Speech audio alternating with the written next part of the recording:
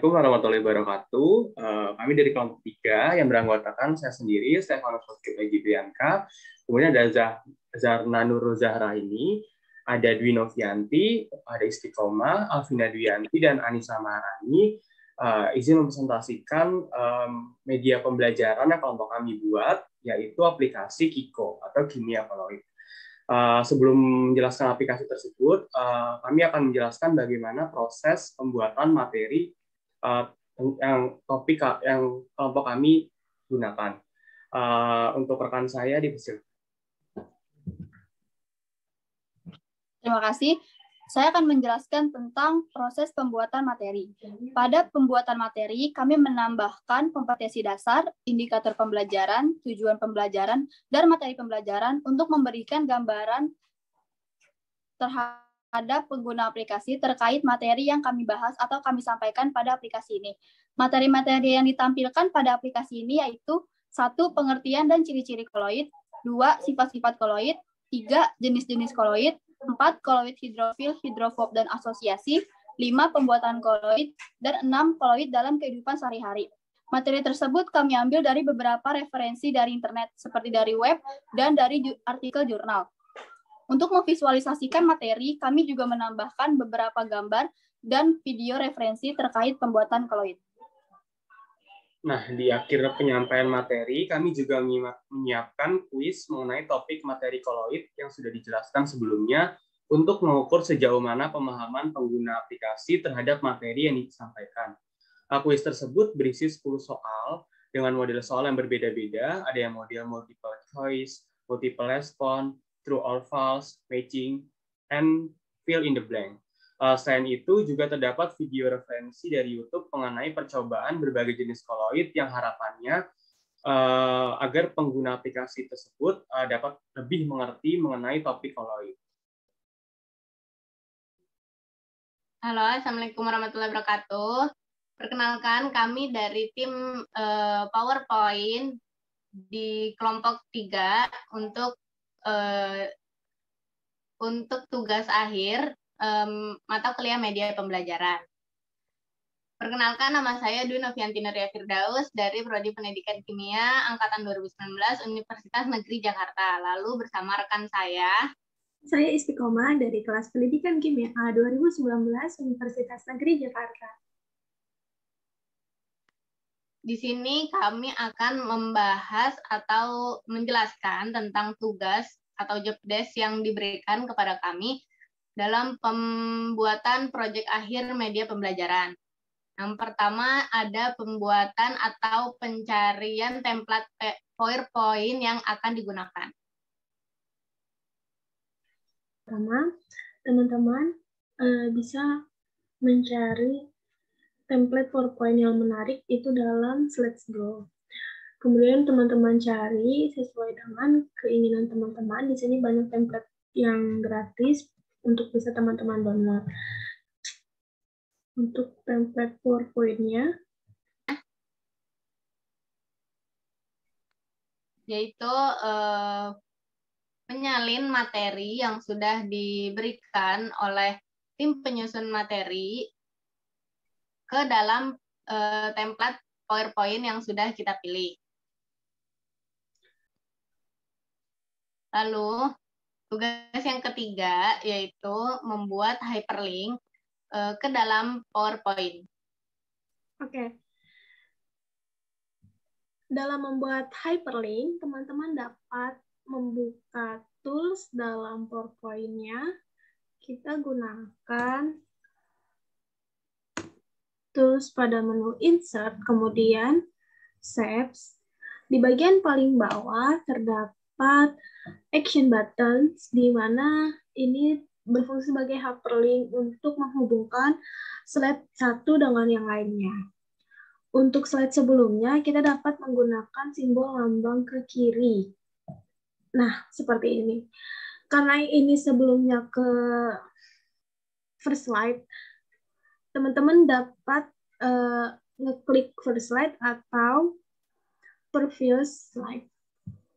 Nah, teman-teman juga dapat memilih edit suara ketika mengeklik icon tersebut.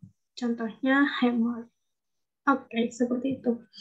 Nah, untuk selanjutnya teman-teman juga bisa membalikan slide kepada menu utama, di mana teman-teman dapat memilih icon yang berbentuk gambar rumah.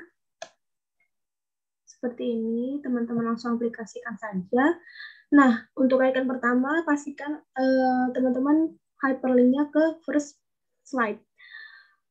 Selanjutnya, teman-teman dapat memilih soundnya. Oke. Nah, teman-teman juga dapat mengedit gambar dan lain sebagainya sesuai dengan keinginan teman-teman semua. Oke, bisa dilanjut. Next. Oke, selanjutnya yaitu tugas yang keempat atau sekaligus tugas terakhir di dalam tim PowerPoint ini, yaitu menyalin soal dan pembahasan yang telah diberikan oleh tim penyusun materi ke dalam PowerPoint. Di sini soal dan pilihan jawaban atau multiple choice dijadikan satu dan dipisahkan dengan pembahasan dari soal-soal tersebut. Sedangkan pembahasan kita jadikan satu juga di dalam akhir PPT atau PowerPoint tersebut. Tahapan yang berikutnya yaitu convert file PPT atau PowerPoint menjadi HTML dengan menggunakan aplikasi iSpring Suite. Selain mengubah file menjadi HTML, aplikasi iSpring ini juga kami gunakan untuk membuat kuis interaktif. Berikut langkah-langkahnya. Tahap yang pertama yaitu klik link berikut ini, atau nanti akan kami tuliskan juga di description box. Kemudian klik download dan klik folder yang sudah di-download. Setelah itu akan muncul tampilan seperti ini. Lalu klik folder tersebut dan klik file yang bernama readme, lalu masukkan password kbd kalbar 2020 seperti yang tertera pada layar. Yang berikutnya, klik aplikasi iSpring untuk mengunduhnya. Perlu diperhatikan kapasitas penyimpanan laptop yang digunakan karena kapasitas aplikasi iSpring ini lumayan besar. Setelah berhasil mengunduh, buka kembali file PowerPoint yang berisi materi dan akan muncul toolbar iSpring seperti ini. Lalu klik bagian quiz dan akan muncul tampilan sebagai berikut. Pada dasarnya, membuat quiz di aplikasi iSpring itu sama seperti pembuatan slide presentasi di Microsoft PowerPoint. Namun memang ada beberapa fitur yang membedakan keduanya. Di bagian kiri atas itu terdapat tool question, di mana kalau misalnya kita di Microsoft PowerPoint biasanya dikenal dengan new slide, fitur new slide. Kurang lebih sama seperti itu. Ketika klik bagian question ini, maka akan tampil beberapa model pertanyaan, ada banyak sekali model, dan model yang kami gunakan dalam pembuatan quiz ini ada 5 model, yaitu multiple choice, multiple response, matching, true or false, dan direct words. Di sini saya akan jelaskan secara singkat contoh membuat pertanyaan dengan model true or false. Pertama, pertanyaan yang diajukan dapat diketik di kotak ini. Kemudian, jawaban yang benar dapat dipilih apakah itu true ataukah itu false. Lalu di bagian bawah, paling bawah terdapat kotak feedback and branching, di mana feedback ini merupakan kata-kata yang bisa kita tuliskan dan akan muncul saat jawaban yang disubmit oleh pengguna itu benar ataukah salah. Kemudian ketika jawaban yang disubmit oleh pengguna adalah benar, maka akan muncul tulisan, wah selamat, jawaban kamu betul, keep up the good work. Namun jika jawaban yang disubmit itu adalah salah, maka akan muncul deskripsi jawaban yang benar, sehingga pengguna mengetahui jawaban yang benar itu seperti apa. Lalu untuk membuat quiz menjadi tidak terlalu tegang, di sini kita juga dapat menambahkan background yang audionya diunduh terlebih dahulu di internet, sehingga bisa diinput ke dalam iSpring dalam bentuk file audio MP4. Jika sudah selesai memasukkan pertanyaan, maka klik bagian slide view untuk mengedit tampilan quiz yang akan muncul pada aplikasi. Cara pengeditnya kurang lebih sama seperti mengedit slide PPT pada Microsoft PowerPoint, yaitu ada format background, tema, dan lain-lain. Lalu jika sudah selesai, kita dapat melihat preview dari quiz yang sudah dibuat. Kemudian jika sudah selesai semua, bisa klik Save and Return to Course, dan akan otomatis kembali ke PowerPoint yang berisi materi tadi. Akan muncul tampilan seperti ini. Jika ada bagian yang ingin diubah atau diedit, bisa klik tombol quiz lagi dan edit di halaman quiz iSpring seperti cara yang sebelumnya. Tahap terakhir dalam pembuatan aplikasi media pembelajaran ini yaitu mengkonvert PowerPoint yang telah diubah menjadi HTML dengan menggunakan iSpring Suite menjadi aplikasi dengan menggunakan Web2APK. Pertama-tama, aplikasi Web2APK yang telah terinstall dibuka. Nah, setelah terbuka, pada bagian website tipe to convert, pilih local HTML website. Selanjutnya, pada bagian application title, isikan nama aplikasi yang diinginkan, di mana pada kali ini aplikasi kami diberi nama Kiko. Selanjutnya, pada bagian app orientation, pilih tipe landscape. Kemudian, pada bagian directory of local website, klik choose folder. Kemudian, kita akan diarahkan pada folder ataupun file-file yang terdapat pada PC kita. Lalu, pilih folder yang berisi PowerPoint yang telah diubah menjadi HTML. Kemudian, klik OK. Selanjutnya, untuk mencirikan aplikasi yang akan kita buat ini, icon dari aplikasi atau tampilan depannya ini dapat diubah dengan cara klik change icon. Selanjutnya, pilih file PNG yang merupakan logo dari aplikasi yang diinginkan. Selanjutnya, klik OK. Kemudian, pada bagian tools extra yang berada di paling kanan, itu sudah ada beberapa tulisan yang dicentang. Kemudian, yang perlu ditambahkan adalah centang pada bagian full screen. Setelah itu, pada website to APK terdapat kotak merah yang bertuliskan Generate APK. Kemudian kita klik, lalu akan muncul tulisan seperti ini. Klik OK, lalu proses convert akan berlangsung. Ditunggu, dan apabila proses convert atau pengubahan menjadi aplikasi ini sudah selesai, klik finish. Lalu aplikasi yang telah kita buat ini akan otomatis terinstall pada PC ataupun laptop kita.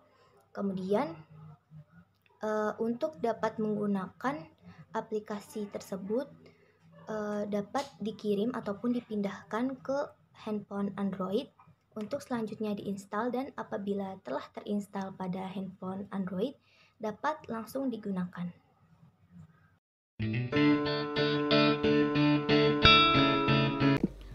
Kesulitan yang kami alami dalam pembuatan media pembelajaran berbasis aplikasi, yang pertama adalah kesulitan dalam menginstal iSpring. Hal ini dikarenakan kapasitas iSpring yang cukup besar sehingga membutuhkan disk yang memiliki kapasitas yang besar pula. Sedangkan disk yang kami gunakan kapasitasnya sudah hampir penuh. Jadi kami harus memindahkan beberapa file yang ada di disk ke device lain sehingga disk tersebut memiliki kapasitas yang cukup untuk menginstal iSpring. Yang kedua adalah kami mengubah layout pada PowerPoint sehingga PowerPoint tersebut tidak monoton dan tidak terlalu berbentuk seperti presentasi. Hal ini dikarenakan kami menggunakan metode pengubahan PowerPoint menjadi aplikasi, sehingga layout yang digunakan harus lebih menarik dan interaktif, sehingga pengguna aplikasi tidak merasa bosan.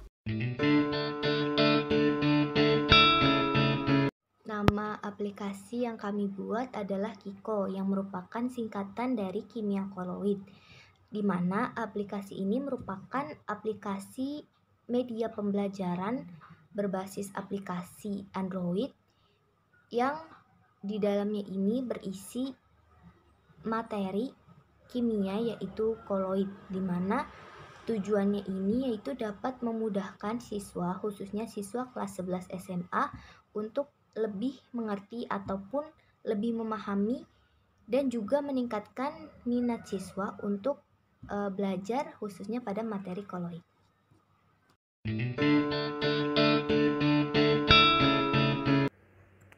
Materi yang dibahas dalam aplikasi kami yaitu Koloid yang dipelajari pada kelas 11 SMA. Beberapa topik yang dibahas antara lain apa itu koloid, berisikan pengertian koloid dan perbedaan antara koloid, sistem larutan sejati, dan suspensi. Kemudian ada sifat-sifat koloid, jenis-jenis koloid, koloid hidrofil, hidrofob, dan asosiasi, pembuatan koloid, aplikasi Koloid dalam kehidupan sehari-hari, video praktikum, dan dilengkapi juga dengan evaluasi berupa kuis.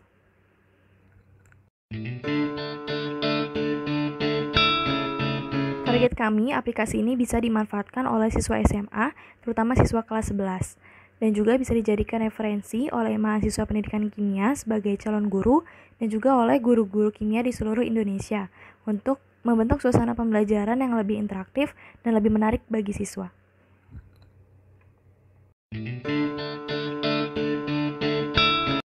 Selanjutnya di sini saya akan menjelaskan sedikit tentang kelebihan dan kekurangan dari aplikasi yang kami buat ini. Untuk kelebihannya antara lain yaitu tidak memerlukan internet dan tidak memerlukan jaringan yang cukup kuat.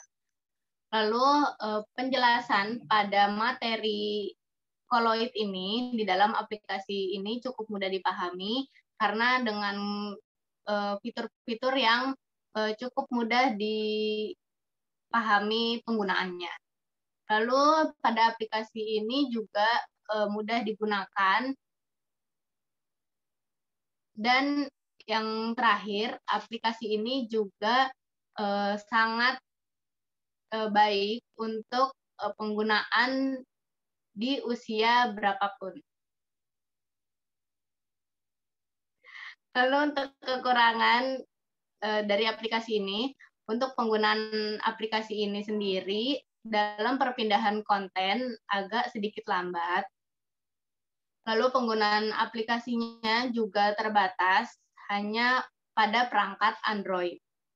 Mungkin hanya itu dari kelebihan dan kekurangan yang telah kami coba di aplikasi tersebut. Terima kasih.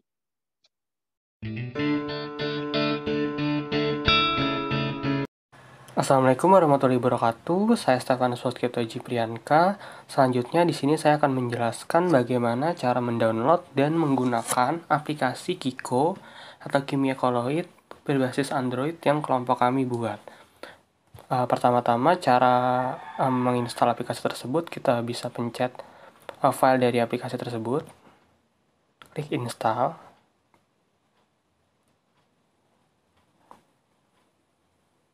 Klik open. Nah, di sini ada proses install ke HP. Bisa klik open.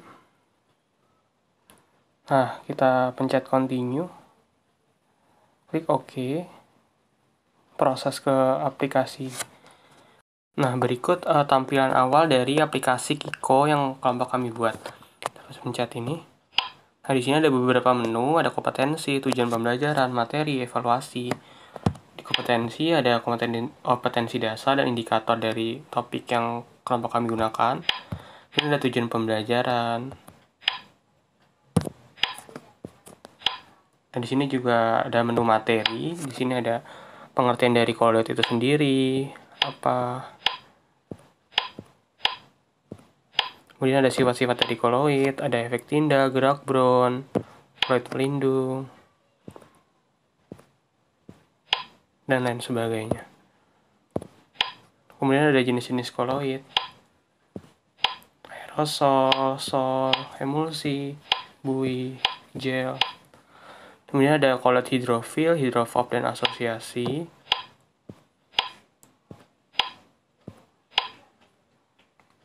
Kemudian di sini ada pembuatan Koloid dengan cara dispersi atau kondensasi.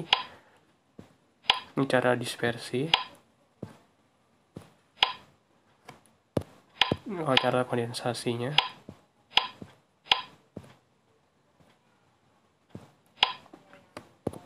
Kemudian ada Koloid dalam kehidupan sehari-hari.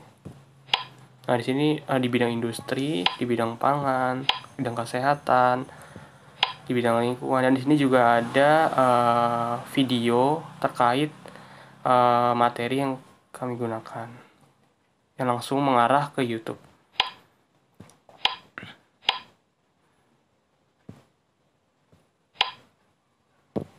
Nah, di sini ada video praktikum mengenai video referensi mengenai topik Koloid, ada efek tindak, gerak Brown, dan lain sebagainya. Kita bisa pencet. Nah, di sini langsung diarahkan ke YouTube untuk menonton video tersebut.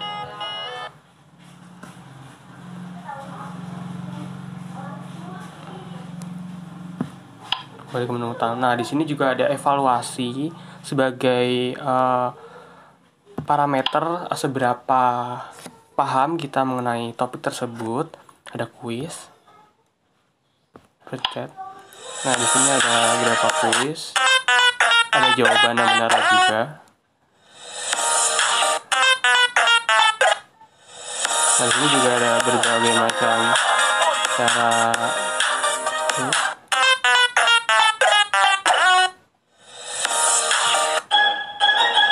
benar.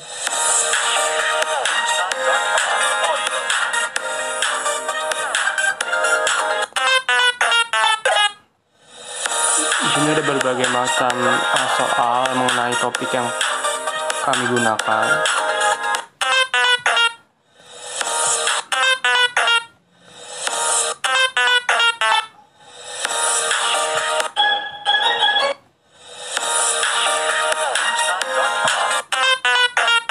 Nah, di sini juga ada nilai dari kuis tersebut. Kita juga bisa review dari kuis tersebut.